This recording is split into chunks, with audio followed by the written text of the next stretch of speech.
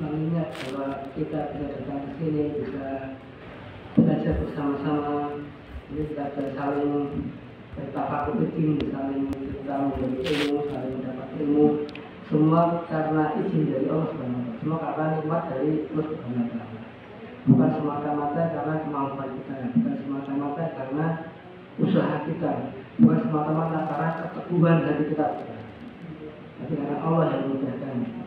Allah memudahkan, kemudian kita berusaha dan Allah mengizinkan kita bisa datang ke sini untuk mencari mencari bekal supaya kita bisa menggapai cita-cita kita. Cita-cita Allah, cita-cita semua adalah jusliha aninar wa tuzal jannah, dijauhkan dari neraka dan masuk dalam surga.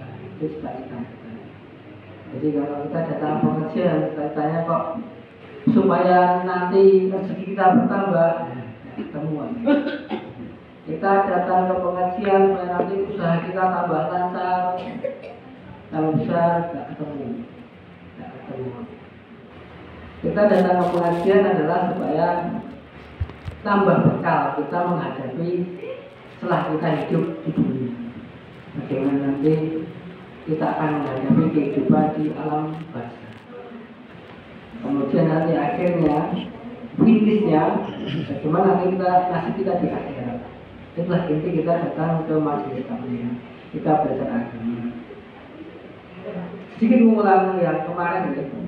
Yang kemarin setelah dalam surat Al-Asr, setelah Allah menyatakan bahwa semua manusia tanpa kecuali fi khusrin, dalam kerugian. Maknanya apa? Maknanya dalam kerugian adalah masuk neraka. Maksudnya baik yang kerugiannya itu total atau yang kerugiannya sebagian.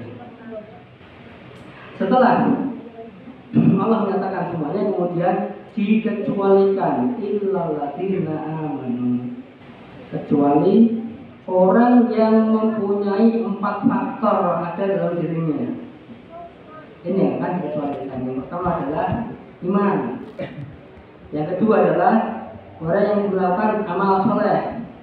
Kemudian apa? Tawassul bil haq, saling menasihati dalam kebenaran. Apa ini? Dakwah. Nah, kalau saya bisa dakwah gimana? Nah, nanti kita bahas. Dan yang ketiga adalah tawassul bis sabr, saling berwasiat untuk selalu bersabar. Dan ini nanti untuk sabar yang terakhir ini sudah pernah kita bahas, sudah pernah kita sampaikan kemarin waktu belajar tentang sabar.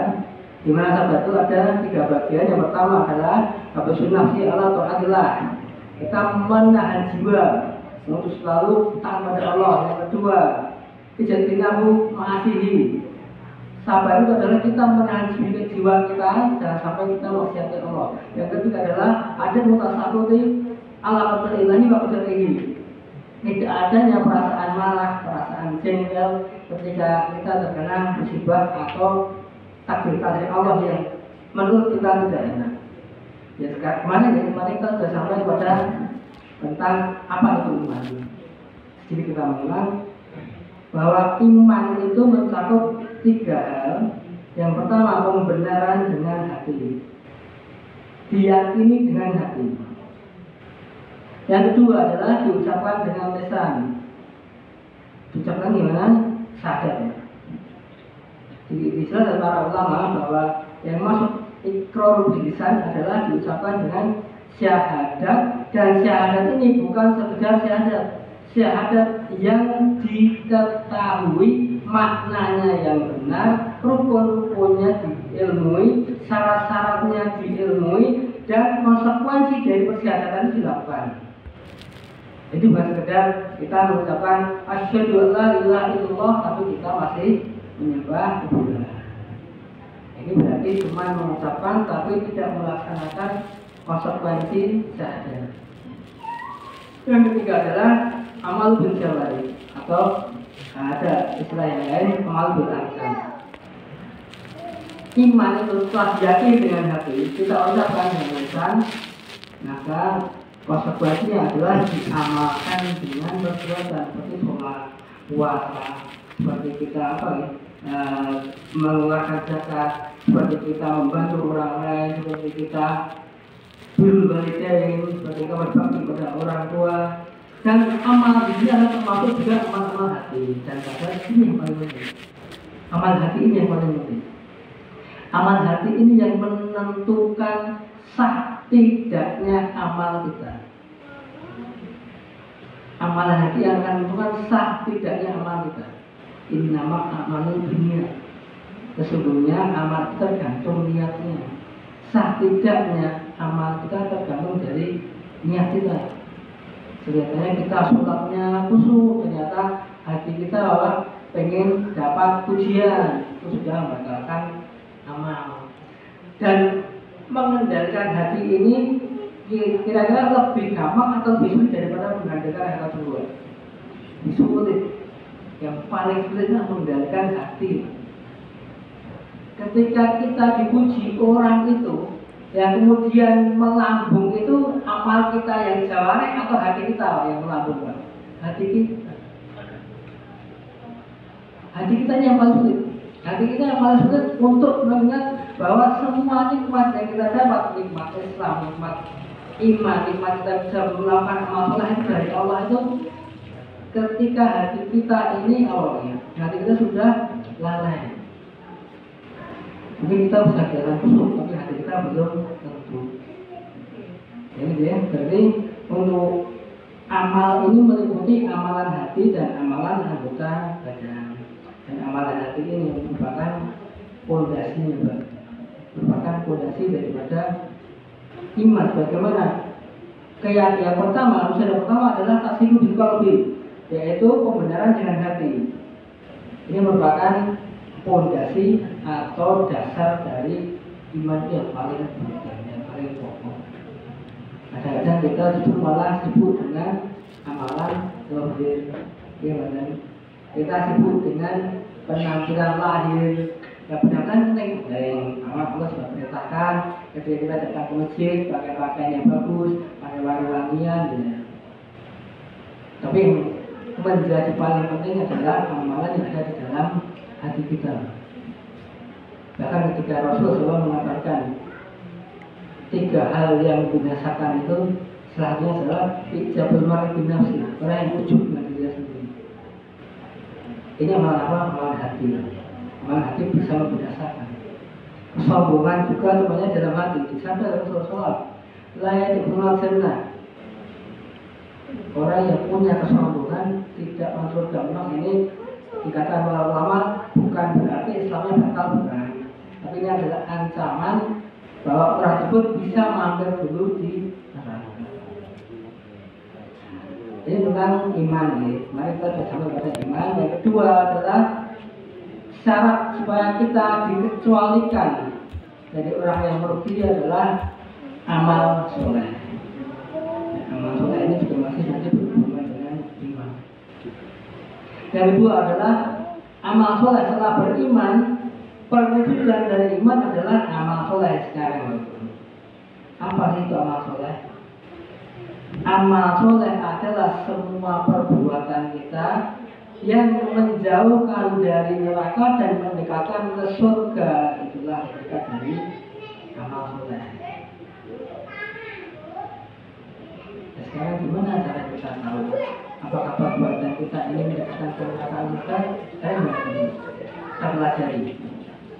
Kita pelajari agama kita berdasarkan pemahaman muridnya Rasulullah SAW, siapa? Para sahabat. Pemahaman mereka, muridnya manusia yang paling paham tentang Islam. Nah, gimana caranya? Kita pelajari murid-muridnya sahabat sudah menulis kitab, sudah menuliskan apa namanya itu, tulisan-tulisan sudah ada, dan itu diajarkan oleh kepada muridnya. Dan ini dijamin oleh Rasulullah SAW, khairun nasi kurni, summa ladina yalunahum, summa ladina yalunahum. Sebaik-baik turun, sebaik-baik generasi, maksudnya sebaik-baik umat Islam. Sebaik-baik umat Islam yang ada di dunia adalah pertama para sahabat. Kedua, muridnya para sahabat siapa? Tabi'in. Yang ketiga adalah muridnya tabi'in. 3 generasi ini yang dijamin oleh Rasulullah SAW keislaman mereka itu benar. Dan berarti keislaman kita, ya ini masuk yang disampaikan oleh Rasulullah SAW. Apa itu? Bahwa umat Islam akan tetap jadi 70. Nah, ini kondisi kita, zaman kita. Ini yang dan ini juga yang diberitakan oleh Rasulullah SAW. Namanya ismiku bagi fasaya rasulullah kasiro fa'alaikum bisunnati wa sunnati khulafa'il madinah rasidin tamasaku biha wa hadu alaihi binawasir. Barang siapa dari kalian yang hidup setelahku, kalian yang hidup setelah zamanku, maka pasti akan menjumpai perselisihan yang sangat. Sekarang Islam sekarang jadi berapa warna? Banyak warna. Jadi berapa corak? Banyak corak. Jadi berapa model? Banyak model. Dulu ketika para sahabat Islam berapa model? 1 model. Ketika masa tabi'in, meskipun sudah ada golongan-golongan menyimpang, tapi orang Islam bisa membedakan. Oke, memang ini orang. Sekarang zaman kita berubah. Kita itu mau belajar Islam itu sing kono ngakune ngene iki sing paling bener, sing kene ngakune kene sing paling bener, sing kene ngakune kene sing paling bener, sing takluk sing bener. Nah, terus kira-kira kuncinya gimana? Banyak nggak Pak kira-kira bingung? Banyak sekali. Islam ini beda-beda, hijau warnanya biru, hijau warnanya hijau, hijau warnanya kuning, apa lagi warnanya beda-beda. Semua mengaku di atas Al-Quran dan Sunnah. Gimana? Semua mengaku di atas Al-Quran dan Sunnah. Bahkan orang yang ngajak menyembah kuburan pun juga mengaku di atas Al-Quran dan Sunnah. Orang yang pembuat apa itu? Orang yang dongani kedagangan itu juga katanya mengaku punya dasar Al-Quran dan Sunnah. Kok bisa? Karena kita itu bikin Islam model sendiri-sendiri. Karena kita itu sukanya bikin Islam yang modelnya diakal-akali. Kita tidak kembali kepada ajarannya Nabi kita. Pernyataan asyhadu anna Muhammadar Rasulullah tinggal slogan, tinggal ucapan. Sementara untuk pengamalannya kita sudah membuat model-model sendiri. Ya, berarti kita harus kembali kemana? Ke ulama terdahulu.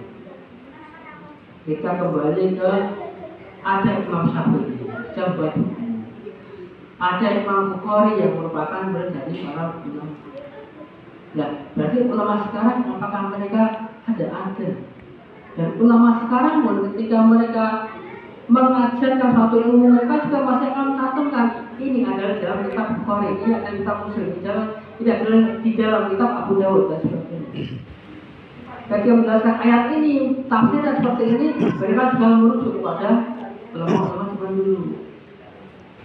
Makanya zaman sahabat sama zaman sekarang itu, kalau kita bicara tentang masalah Islam lebih tenang lagi. Zaman sahabat, karena bicara Islam punya ilmu Islam. Sekarang ketika bicara Islam riuh, jolah kan ini kaya kok. Jari ini ustaz sing kono ini, jari ustaz sing ini, jari ini kelompok kono ini, jari kelompok ini. Gimana? Sekarang cepat tentangan damai. Bahkan sekarang itu orang yang mengajak mentasbiyah, menguraikan Islam, mengajak ayo kita kembali pada Islam, dapat julukan macam-macam. Apa sebenarnya Pak? Wahabi, apa lagi julukannya? Radikalis, fundamentalis. Sementara Islam yang warnanya sudah beda, julukannya apa? Islam modern. Keren-keren. Ya itulah. Kenyataan ini sudah dikabarkan oleh Rasulullah dulu.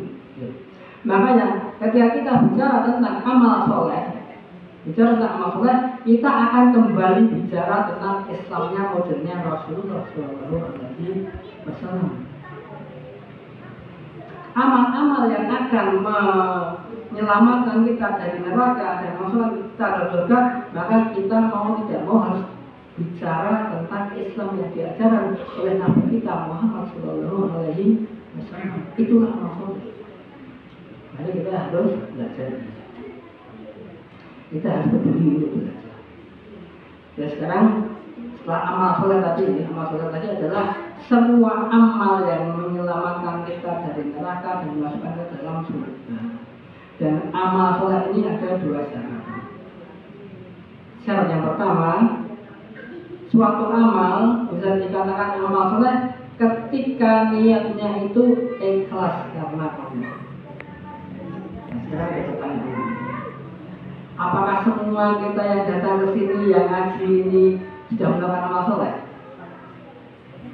Kira-kira. Apakah kita yang kumpul di sini ini bisa dipastikan semua sudah melakukan amal soleh? Belum tentu. Belum tentu.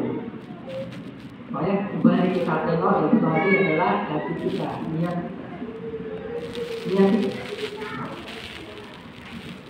Ketika niat itu menyimpang sedikit saja, kita sudah tercampur, sudah tidak lagi murni. Padahal makna ikhlas itu bukan ikhlas dalam bahasa Indonesia lagi. Kalau ikhlas dalam bahasa Indonesia apa? Tidak mengharap balasan yang lebih. Terus aku bantu ini ikhlas.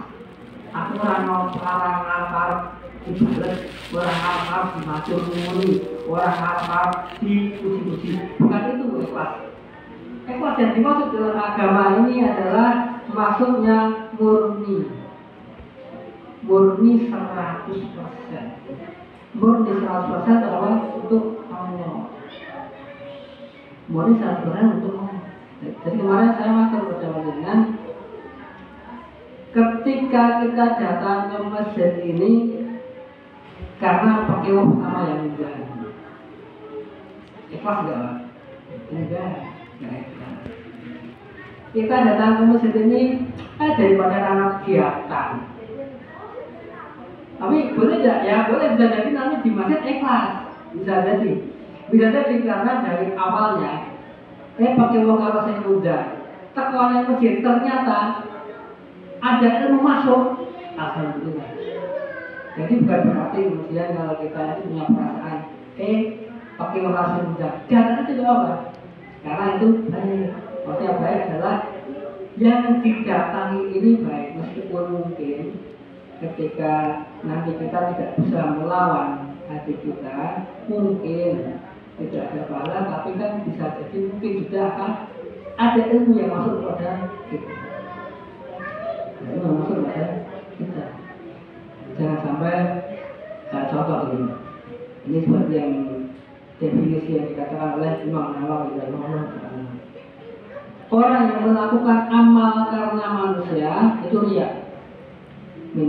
Cari pujian, cari apa-apalah. Tapi orang yang meninggalkan amal karena manusia itu juga riya. Contohnya gini. Kita mau datang ke masjid dengan adzan, kita datang ke masjid. Kebetulan ada tetangga kita ini yang lagi duduk-duduk di depan rumah. Kemudian kita pekewo aku. Wah udah dikira wong sing apa ya? Sok alim, sok soleh. Kemudian kita tidak jadi datang masjid. Itu juga riya. Kenapa juga riya? Faktor penentunya manusia. Beda orang ikhlas itu faktor penentunya Allah. Mau manusia ada di depan yang rasa sadar jalan, mau nggak ada sadar ke masjid. Kenapa? Karena Allah memerintahkan saya. Yang tadi kan ketika kita mau datang ke masjid karena Allah betulnya, tapi kemudian akhirnya pulang sholat di rumah. Berarti meninggalkan amalan ini juga termasuk riya. Termasuk riya. Dan berarti kita menjadikan riya. Berarti yang benar gimana? Atur hati kita. Tidak peduli apapun, tidak peduli bagaimanapun. Allah merintahkan saya, Allah telah memanggil saya akan masuk. Allah mewajibkan saya untuk mencari ilmu, fa'lamu annahu la ilaha illallah, ilmu tentang tauhid. Ya nggak peduli sama dikatakan Wahabi, sama dikatakan radikal, sama dikatakan apapun terserah. Allah sudah memberikan saya akan cari ilmu tentang tauhid. Saya akan berdakwah tentang tauhid. Itu baru namanya ikhlas. Jadi masalah kita jangan mempedulikan manusia ketika kita akan beramal. Tujuan kita akan mencari itu Allah Subhanahu wa Ta'ala. Itu yang harus kita pegang. Yang pertama, amal soleh itu adalah amal yang dibangun di atas keikhlasan, yang niatnya ikhlas murni karena Allah. Yang kedua, syarat yang kedua adalah mutaba'ah sunnah, mengikuti ajarannya Rasulullah Shallallahu Alaihi Wasallam. Itu syarat amal soleh yang kedua. Jadi kalau kita membuat sendiri gimana? Boleh? Nggak boleh. Saya contoh. Kita setelah sholat kita baca Al-Fatihah 33 kali. Masalah atau bukan? Setelah sholat saya tak baca Al-Fatihah 33 kali. Masalah atau bukan? Bukan. Contoh yang kedua, setelah sholat saya akan membaca Astagfirullah 3 kali, kemudian Subhanallah 33 kali, Alhamdulillah 33 kali, Allah Akbar 33 kali, Subhanallah ilaha illallah wa syarika lahu wa ini amal soleh atau bukan? Amal soleh. Bedanya di mana? Yang baca Al-Fatihah 33 kali, kenapa bukan amal soleh? Masalahnya di mana? Masalahnya Rasulullah tidak pernah mengajarkan seperti itu. Ya diajarkan Rasulullah SAW ketika setelah sholat kita baca Astagfirullah 3 kali dengan tadi. Yang diajarkan oleh beliau Rasulullah SAW adalah itu. Makanya itu yang termasuk amal soleh. Itu contoh nanti sepertiga malam terakhir saya mau bangun, saya akan akan membaca la ilaha illallah sebanyak 1000 kali. Ini masalah bukan? Bukan. Ini bukan amal soleh. Jawabannya di mana masalahnya? Rasulullah tidak pernah mengajarkan. Tidak pernah ada ajaran wajib membaca la ilaha illallah 1000 kali. Tapi kalau saya akan bangun seperti jam malam terakhir, kemudian saya akan sholat lail 2 rakaat. Amal soleh atau bukan, Pak? Amal soleh. Loh, tapi kan Rasulullah SAW kan sholatnya 11 rakaat. Ya, para ulama menjelaskan itu bukan pembatasan. Tapi kita bisa mengurangi 2 rakaat, mungkin 4 rakaat. Bahkan ada salah satu kaidah. Kita hari ini nanti bangun sepertiga malam, sholat 11 rakaat dengan bacaan yang panjang. Besoknya kemudian tidak. Besoknya tidak lagi. Besoknya tidak lagi. Setelah seminggu bangun malam lagi, sholat lagi. Seperti itu lagi. Besok belum lagi. Besok tidak lagi. Itu yang pertama. Yang kedua, bangun seperti jam malam terakhir, kemudian sholat malam 2 rakaat, ditutup dengan sholat witir 1 rakaat. Besoknya seperti itu lagi. Besoknya seperti itu lagi. Besoknya seperti itu lagi. Yang lebih bagus yang mana? Betul. Kenapa yang kedua? Dan itu didasari dari sabda beliau SAW ketika beliau ditanya tentang salah satu amal yang utama, beliau mengatakan adwamu hawain kola. Amal yang utama adalah amal yang didawamkan, maksudnya istiqomah, dilakukan terus, ditambah semua wain kola. meskipun sedikit. Ini apa berarti? Allah lebih menyayangi, lebih mencintai amal-amal meskipun sedikit tapi rutin terus dilakukan terus berulang daripada hari ini kita membaca Al-Quran gitu ya, haji baca Al-Quran. Hari ini kita membaca Al-Quran dapat 1 juz, besok belum, besok lagi belum, besok lagi membaca lagi dapat 1 juz, belum lagi. Berpahala nggak berpahala? Tapi lebih utama mana daripada ya hari ini 1 lembar, besok 1 lembar itu lebih baik berdasarkan hadis tadi. Berdasarkan hadis dari Rasulullah SAW. Makanya ketika kita belajar mengajar Rasulullah SAW, kita bisa membedakan mana sih amal yang lebih utama, mana yang kurang utama berdasarkan ajaran beliau Sallallahu Alaihi Wasallam. Berarti ini lagi. Amal soleh, sekali lagi saya ulang ini, amal soleh adalah amal-amal yang dibangun di atas keikhlasan yang pertama. Yang kedua, dibangun di atas mengikuti ajaran Nabi kita Sallallahu Alaihi Wasallam. Dan 2 hal ini merupakan pelaksanaan dari syahadat kita. Melakukan amal ikhlas karena Allah merupakan pelaksanaan syahadat pertama, syahadat tauhid, ikhlas karena Allah. Mengikuti ajaran Rasulullah SAW adalah merupakan pengamalan dari syahadat yang kedua. Jadi kalau kita beramalnya sah-sahih, kalau beramal kita berdasarkan Allah, ada hal yang merasuki tujuan kita sudah menyimpang dari syahadat pertama. Kalau kita ada dulu di ajaran Rasulullah, sudah menyimpang dari yang kedua. Dan begitu. Kalau kita mau beramal soleh, coba nanti panjenengan pelajari ada buku judulnya silakan 24 jam bersama Rasulullah SAW. Coba panjenengan buka. Dari beliau bangun tidur sampai beliau tidur lagi. Terus kita ikuti amal beliau selama 24 jam, kita akhirnya keter ya. Kita ikuti separuh saja Pak, mungkin Masya Allah nggak mampu Pak. Jangankan separuh 30%, seperempat aja kita nggak mampu. Nah, sedang ikuti ajaran Nabi kita saja banyak yang keter kok gaya-gaya diri. Kan lebih enak ikuti Pak, lebih enak ikuti kita belajar ada punya bagus itu.